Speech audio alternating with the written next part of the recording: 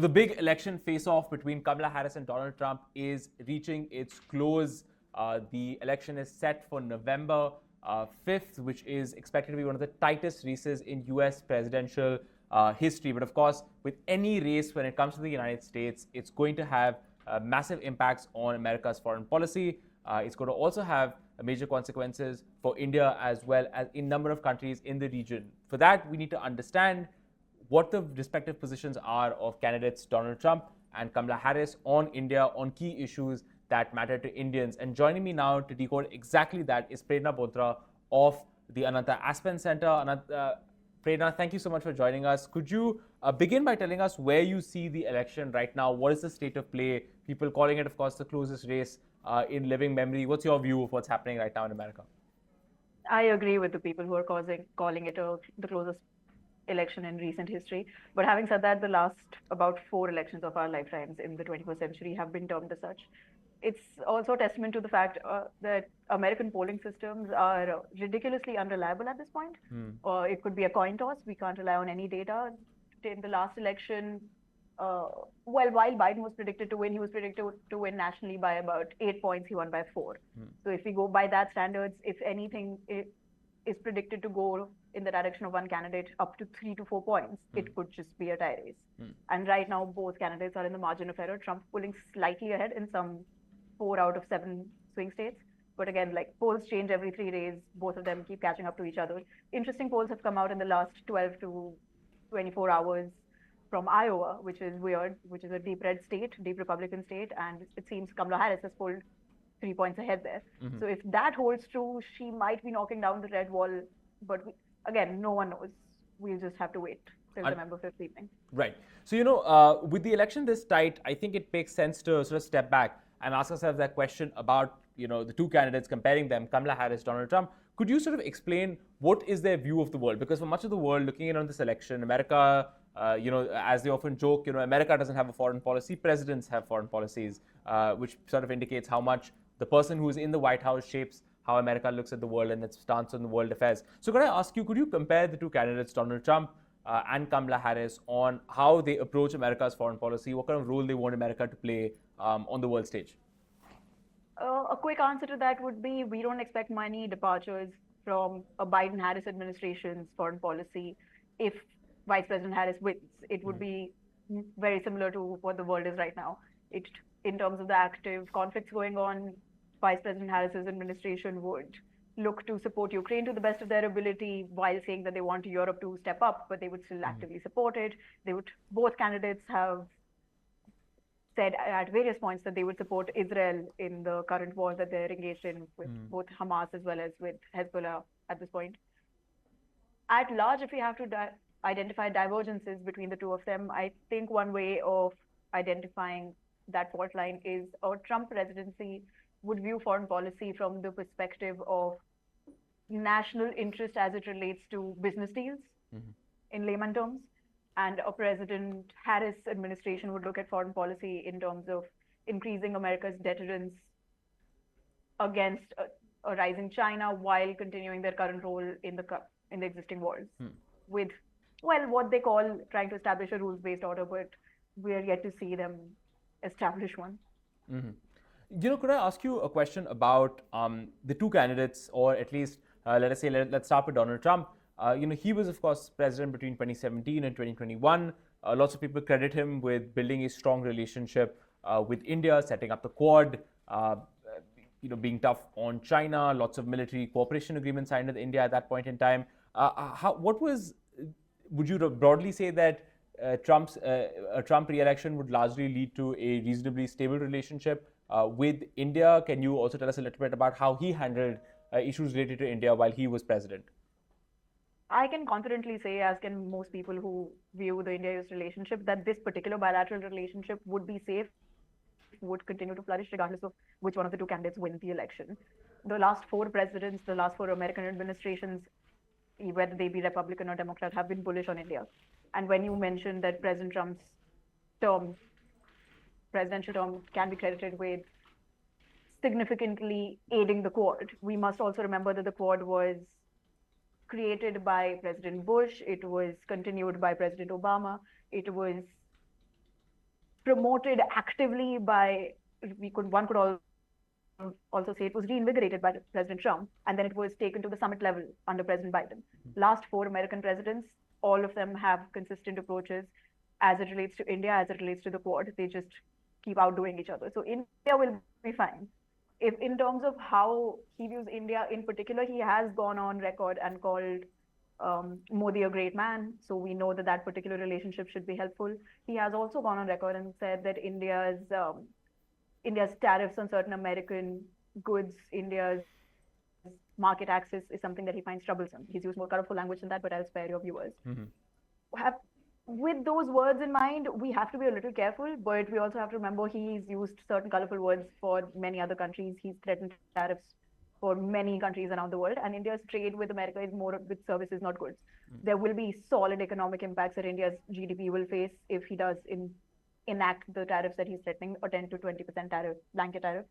If that happens, I think I've quoted somewhere before that a Bloomberg economics report said with a blanket 10 to 20% tariff by 2028, in the Indian GDP would shrink by 0.1%. There's many vectors in that calculation that we must remember are constantly moving, but that's still a big percentage of the economy getting wiped out by one stance, by one policy stance. We can't predict whether that would happen.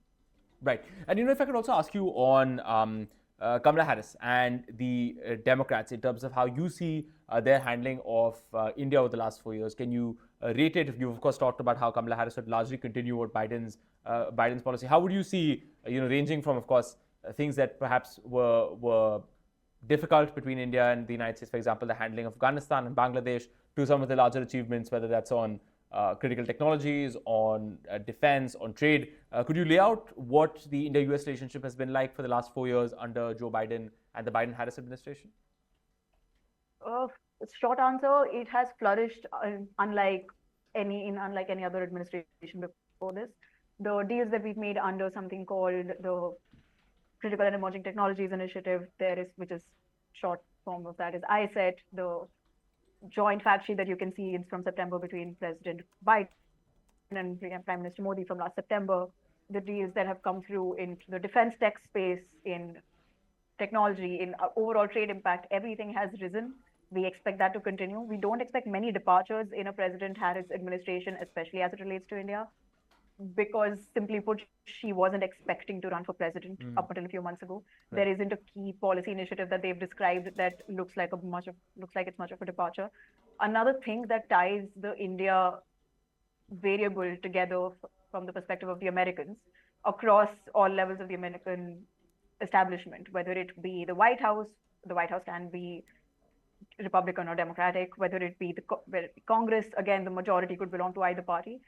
All of them, there is bipartisan support towards India. And that has a lot to do with the fact that India is seen as the one balancing influence in Asia over China. And China is seen as the main foe in the American calculus at this point. So as long as that holds true, India will do well. Right. I also wanted to ask you a question about, the big takeaway that a lot of people watching this are going to want to think about is, okay, look, sitting here as Indians looking at this race, we want to figure out who's going to be better for India comparatively. So if I could go into the record, that was my purpose in asking you to lay out the records of the two candidates. You've talked about Donald Trump, and how broadly both administrations did their best to improve ties with India. But if I could also look at some of the negative side of the ledger, some of the concerns that might come up that we may also have to handle with both administrations. Let's start with Donald Trump. You talked about this tariff that he's talked about, that he wants to put a 20% tariff on goods coming in from abroad into America that could hit Indian goods as well. He's removed India from preferential market agreements like the GSP system back in 2019 that was never restored. He's also had a very restrictive view of immigration and H-1B visas, which a lot of Indian technology professionals use to work in the United States. He called it a theft of American prosperity at one point in time. Do you see these as major and serious concerns when it comes to India's approach to the United States? Do you think it's a major concern when Indian strategic thinkers think about the relationship with the United States? There's two answers to that. The first answer is, from a strategic standpoint, Indian and American thinkers are more or less converging. We identify, as I mentioned, China as the common threat. We identify that technology is something that we have to collaborate on. We identify that Russia is no longer the thorn in the side of this relationship that it used to be for decades and decades. Pakistan is dehyphenated from the relationship. You mentioned Bangladesh. I don't think Bangladesh featured into the calculus that America made with regards to how many bets they were making with India. Bangladesh was simply something that they thought India had to worry about. Of course, they have a pro-democracy value conversation going, the lecturing that will really increase if a Democratic president continues, especially with the fact that this particular president, if Kamala Harris becomes president, she belongs to the more progressive element of the Democratic Party, so the lecturing might just even get worse. But the lecturing has never really impacted the tangibles of the relationship. Now let's address every element that you've talked about. The GSP, for context, GSP, Generalized System of Preferences, is an exception to the World Trade Organization's most favored nation principle. That principle used to prohibit discrimination between WTO member countries, discrimination on trade between WTO member countries. And the idea of creating the GSP was that America being that America acknowledges that, yes, sure, there shouldn't be any discrimination, but low income countries should get some discounts, because that's the only way you can level the playing field. When India is taken off of that, sure, we felt an impact, and it was solid. It was about somewhere between $5 to $6 billion, and it was in the goods sector that we do trade with them in. So that's for agricultural products, it's for pharmaceuticals, it's for jewelry, diamonds. But when you take the goods part out, again, we still feel the impacts of that, and if not just the economic impacts of that, it left a dent in the trust that's there between the two partners in the bureaucracies of the two countries. That did get impacted, and there was an element of the Indian bureaucracy that was waiting to see if the Biden administration would reverse that. When that didn't happen, two things happened. We realized that we can't just predict every Democratic or every Republican administration will reverse what their predecessors did. That's not the world we live in anymore. Now, let's take the GSP conversation a little forward. Americans sort of treated, under Biden at least, once he came into power, when they reassessed GSP as a system, by the time they got into power, the value of the WTO had shrunk so much in the world that they didn't see political gain in trying to renegotiate that. So they did other things, like in Hindi we call it jugaad. So how do you still give low-income countries a certain benefits, certain discounts? You create something called AGOA, which is African Growth and Opportunity Act. So that's a trade agreement between the United States and certain sub-Saharan African countries. Okay, if those countries still get those benefits, do we need to do that with India and other countries who are not getting those benefits anymore? India wanted that, but we got it through other things. So when we talk about the Trump administration will be bad for India in terms of trade, we expect it to be bad for India the way the world expects it to be bad. If they enact a blanket tariff, there will be a trade war. There will be a tariff war. Every country. How do tariffs work? Tariffs macroeconomically are not the most useful tool to actually stop trade. You just add a third party. So if you were putting a tariff against India, India will send X goods to a country that it has a free trade agreement with. That product will sit in that country, and suddenly that, if it's in the Thai port, it's sitting. That product is now Thai. Now it can go from Thailand to the United States. It works. It just changes the shipping lines a bit. So the world balances out. It's more about the signaling that comes from tariffs. The signaling here that Robert Lighthizer, touted to be the Secretary of Treasury under Trump if he comes into power, who was Trump's trade representative, USTR, how he used tariffs as a signaling tool would still stand, because he wanted to use tariffs to signal to India that we want to negotiate with you on our terms, but we do realize that the biggest chunk of strategic economic packaging for us to negotiate on is digital technologies. It's not these goods. So they found a way to work around it. And both parties got on the table under Trump as well as under Biden. Under Biden, that's when ISET came into being. So if we are signing deals that put together the US Space Force with companies like Bharat High-Tech, and that creates a deal between the United States and India to create indigenous military semiconductor chips. Right. That system will continue. The world will have a trade war. It will have a currency war. If they put a 60% tariff on China, China's already gone on record and said that the percentage point of a tariff that you put on us will just devalue the yuan by that percentage point. So the world will still flood with Chinese products. Now they'll be even cheaper, which will create like ripple effects. And the secondary effects are what will cause a problem for India. And that's something. conclusion to a really long, rambling answer is a Trump presidency from a trade economic standpoint is not preferable for India just because it's unpredictable, and we'll keep scrambling for the next move because we can't hinge on any predictability.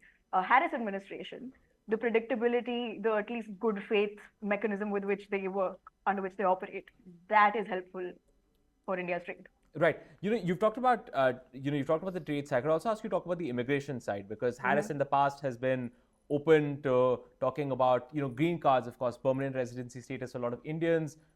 There are country-specific caps on how many green cards can be issued. That disproportionately impacts people from India. In 2019, when she was running for president, she said, look, we should do away with those country-specific caps.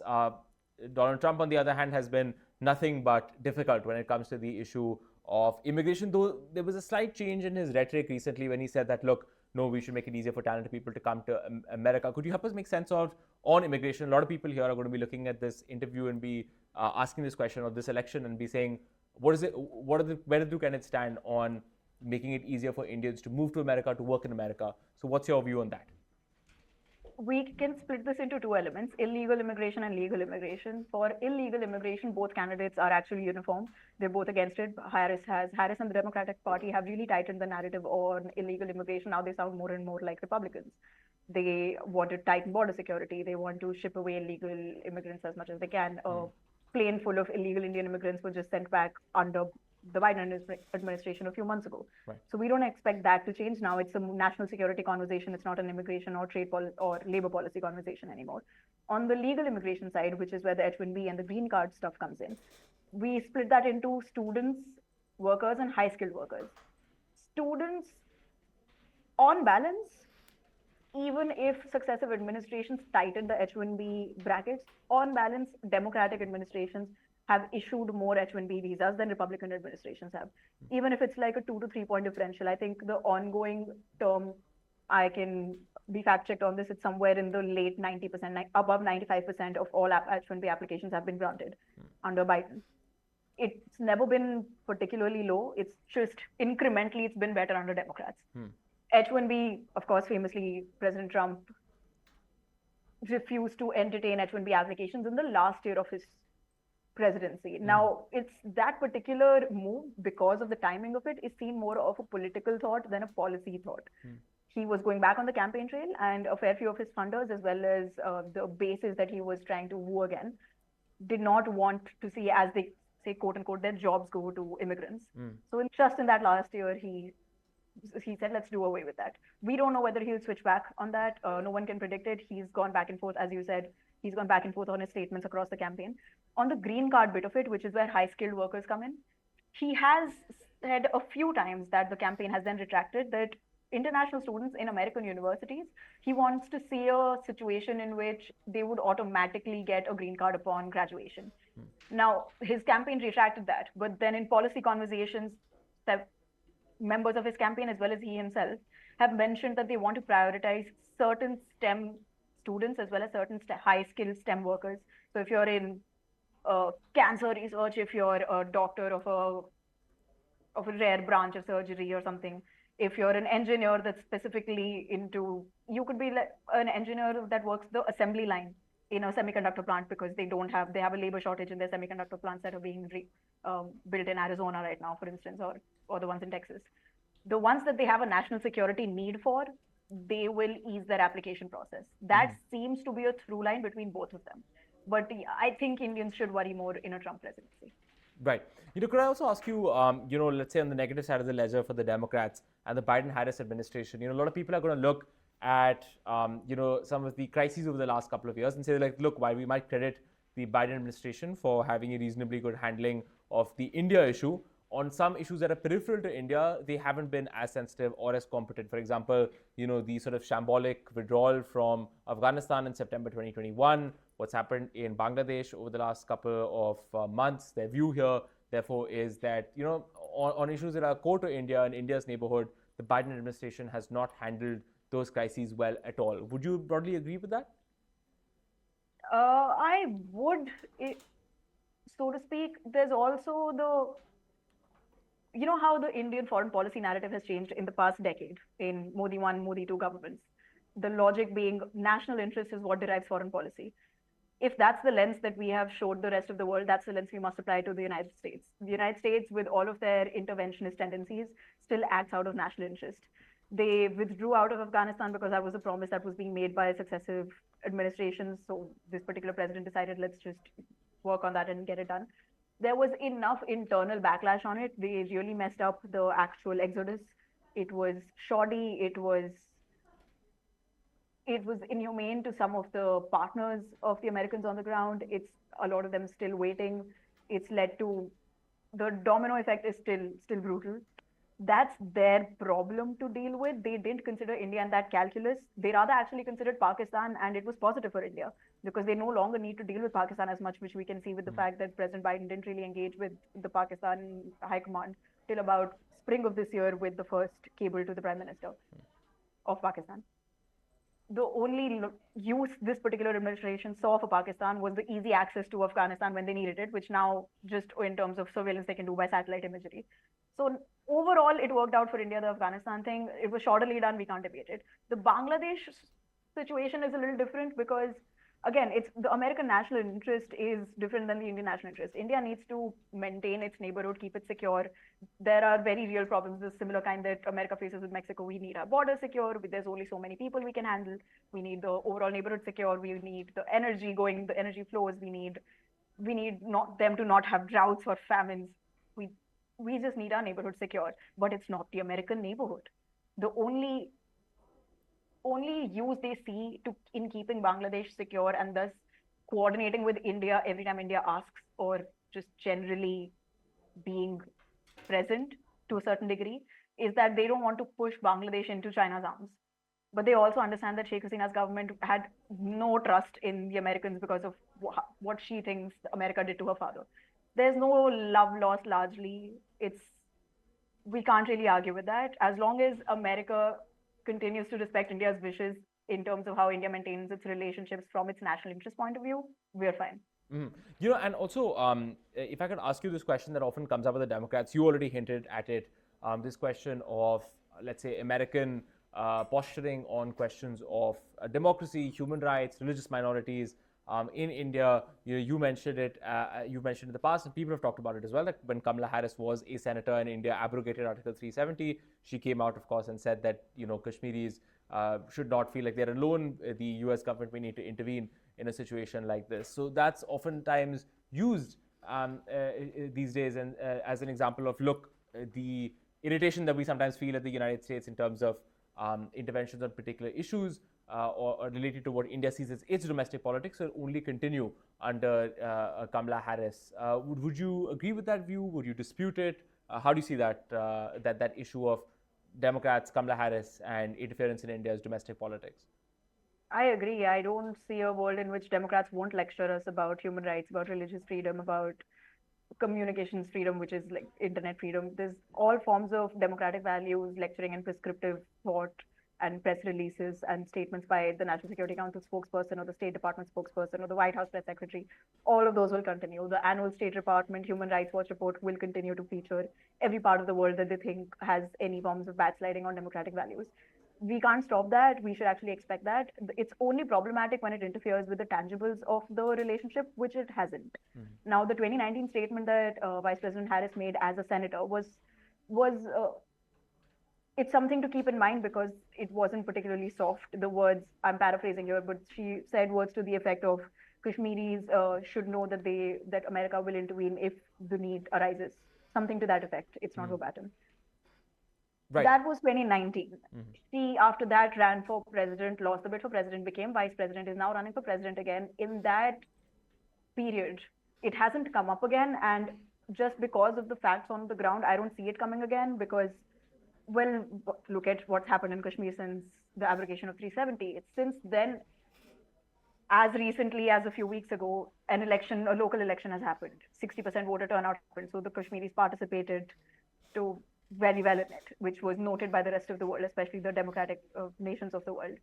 The fact that in the process of the lead up to the elections, violence was relatively minimal was also noted by the rest of the world. So if India hadn't taken the step of giving Kashmiris that local vote, perhaps it would have been an issue again. So every time a journalist, or someone within the structure of the American administration raises that question, you can and you should expect the Democrats to respond if they see something happening against democratic values. Just because here in India, in Kashmir, things have happened in a way that the Democrats would perhaps even laud us for, it's no longer an issue. That also extends to overall democratic values. The fact that currently in India there is a coalition government actually bodes well from that lecturing standpoint. It was seen, while it was surprising for both us and the rest of the world, it was seen in Washington, especially in the democratic annals of moral policing. It was seen as something of a reassurance that democratic values, the voter turnout, the consent of the voters, the electorate's choice still exists. It's not fought against.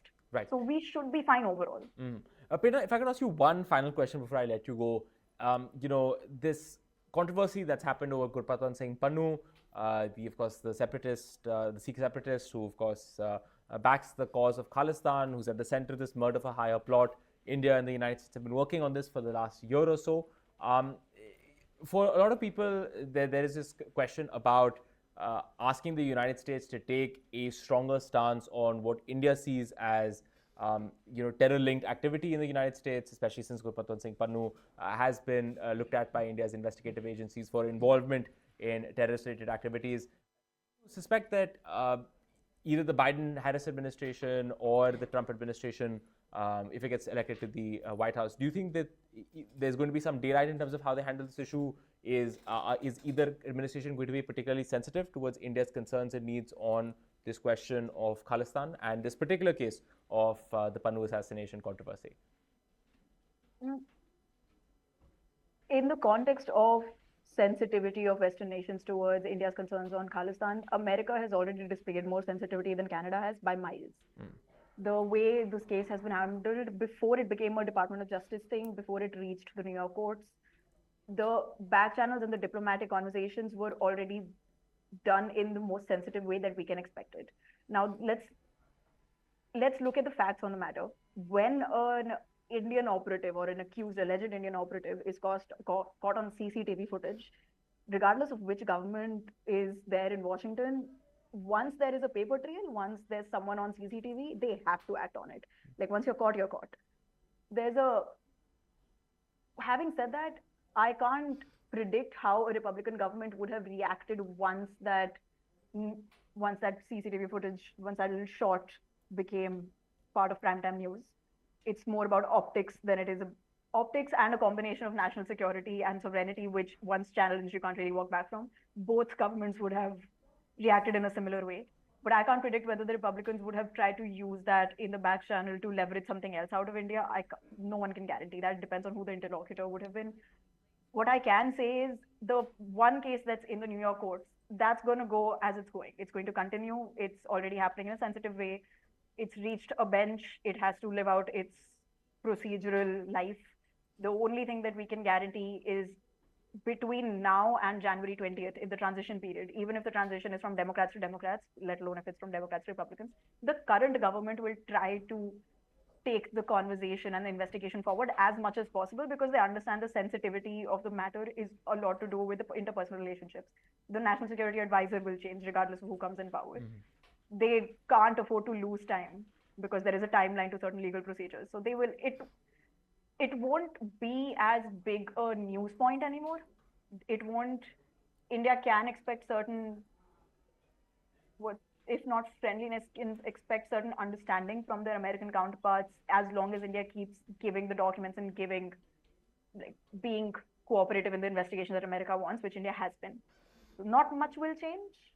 We can perhaps expect the change in administration, the time that we get, the breathing space, we can expect that to benefit India just in terms of it takes a news cycle away from it. So it allows us to work with their investigators better. Understood. Prerna Bountra from the Ananta Aspen Center sitting down with us explaining really this range of questions related to the US elections, Kamala Harris, Donald Trump, who might be better for India, questions that you might have had. We'll keep you absolutely updated on the American elections as they play out over the next couple of days. Thank you so much for watching us on India Today Global.